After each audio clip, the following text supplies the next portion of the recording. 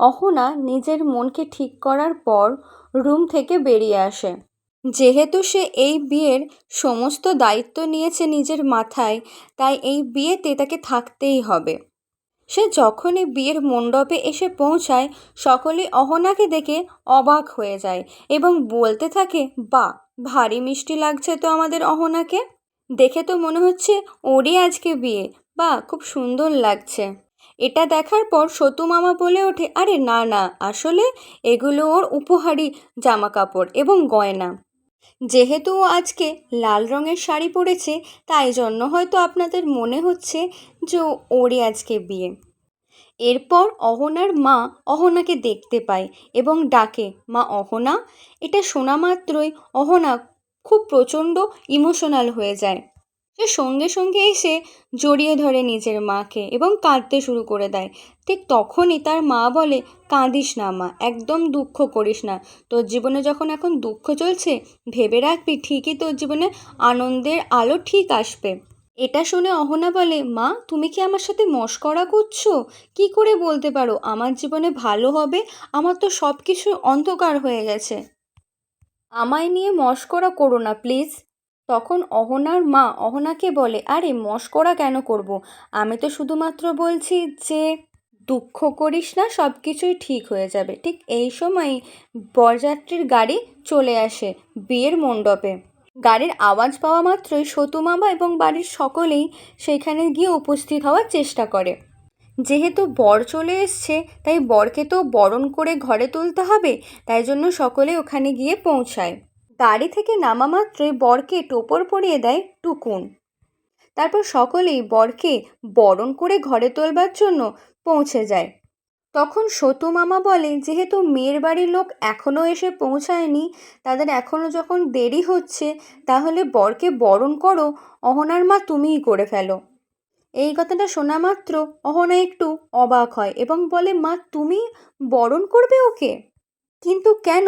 তুমি অন্য কোনো মেয়ের স্বামীকে কেন বরণ করে ঘরে তুলবে? কিন্তু তার মা বরণডালা হাতে নিয়ে বাইরে বেরিয়ে যায় বরকে বরণ করে ঘরে তোলবার জন্য। তিনি বলেন, যেহেতু মেয়ের বাড়ির লোক এখনও আসতে দেরি হচ্ছে, তাই ছেলেকে বরণ করে ঘরে তোলবার দায়িত্বটা না হয় আমি নিলাম। এই কথাটা শুনে দুর্গা দেবী বলেন, ঠিকই করেছেন। আমার ছেলেকে বরণ করে ঘরে না তোলা হলে কারোর খারাপ লাগুক আর না লাগুক, আমার কিন্তু অবশ্যই লাগতো। তারপর অহনার মা বলে, হ্যাঁ সেই জন্যই তো বরণ করতে এসেছি, যাতে কোনো সমস্যা না হয়, কোনো অমঙ্গল না হয়। তারপর অহনার মা অর্জুনকে বরণ করতে শুরু করে। সেটা দেখে অর্জুনও একটু অবাক হয়। সে বলে, আচ্ছা মা, আপনি কেন আমায় বরণ করছেন? আপনি কেন এই দায়িত্বটা নিতে গেলেন? ঠিক তখনই অহনা সেখানে এসে উপস্থিত হয়। সে দেখে দূর থেকে অর্জুনকে এবং মনে মনে ভাবতে থাকে, বা বেশ সুন্দর লাগছে তো আজকে অর্জুনকে। কিন্তু অর্জুনের মাথায় তিলক চন্দন নেই কেন? সুন্দর তো লাগছে, তবে চন্দনের টিকাটা থাকলে হয়তো আরও বেশি ভালো লাগতো। ঠিক তখনই কাকিমাদের মধ্যে থেকে একজন হঠাৎই বলে ওঠে, এ কি, বরের মাথায় চন্দনের টিকা নেই কেন? এটা দেখা মাত্র সতু মামা বলে, আরে সেই তো, সত্যি তো চন্দনের টিকা নাই। এরপর সতু মামা অহনাকে বলে, আচ্ছা মা, যা তো মা, ওর মাথায় একটু চন্দনের টিকাটা ভালো করে দিয়ে দে তো। এই সমস্ত কাজ তো তুই ভালোভাবে পারিস, তাই তোকেই বলছি। এরপর টুকুন দাদাও অহনাকে দেখার পর বলে যে, হ্যাঁ অহনা, তুমিও সত্যি এই কাজটা করতে পারো, কারণ তুমি তো এই সমস্ত কাজ খুব ভালো পারো। তাই চন্দনের টিকাটা না হয় ছোটোকে তুমিই পরিয়ে দাও সুন্দরভাবে। আর মনে রাখবে, আমার ভাইয়ের কিন্তু 2বার বিয়ে হচ্ছে, কোনো খারাপভাবে পড়েও না কিন্তু।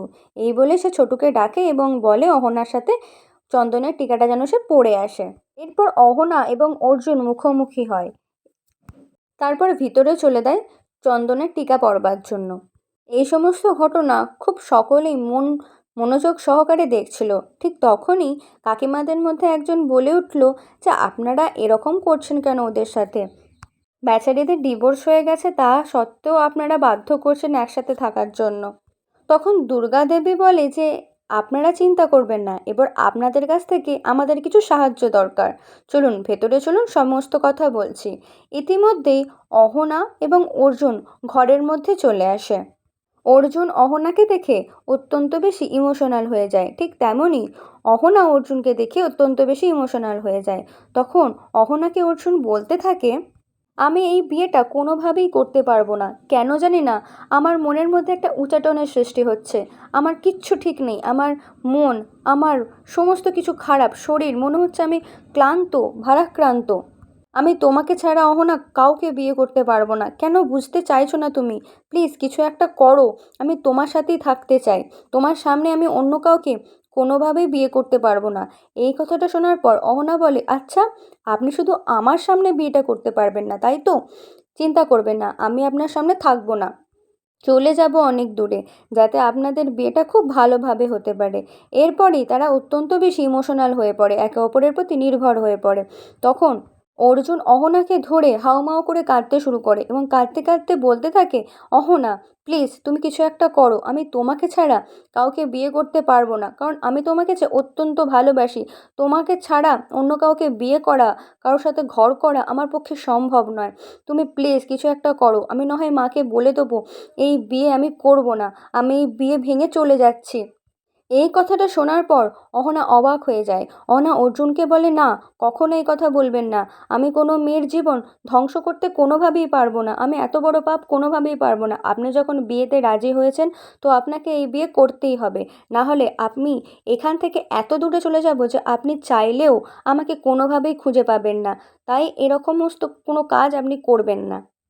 এরপর বিয়ের মণ্ডপে চলে যায় অর্জুন, নতুন মেয়েকে, নতুন বউকে নিজের বউ করবার জন্য। কিন্তু দুর্গাদেবী এখানে অহনাকে জোর করে নতুন বউয়ের পাশে বসানোর চেষ্টা করে। বলে, তোমারও কিছু দায়িত্ব আছে, যেহেতু দায়িত্ব নিয়েছো, তোমাকে নতুন বউয়ের পাশে বসে সমস্ত কাজকর্ম করতে